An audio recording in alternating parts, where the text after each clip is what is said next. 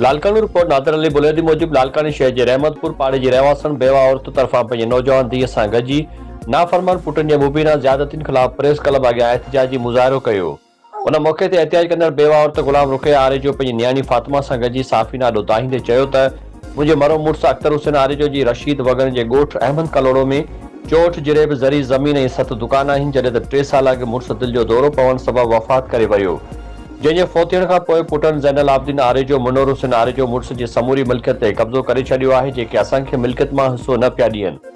हिन इल्ज़ाम हयो आहे त नाफ़रमान पुट मुनोर हुसैन आरेजो मामूली ॻाल्हि था गुज़िरियल ॾींहुं मुंहिंजे नौजवान नियाणी फातिमा खे घर अॻियां गठी में माण्हुनि जे मुंहं ते मारकुट कई, जंहिंजी तव्हां ते इलाइक़े वासियुनि अची नियाणी खे बचायो। अहिड़े वाक़े जी NC हद जे रहमतपुर थाणे ते दाख़िल कराई आहे, पर पुलिस नाफ़रमान पुट ख़िलाफ़ का बि कार्रवाई नथी करे। वेतर पुट असांखे मोहतमाद धमकियूं ॾेई रहियो आहे।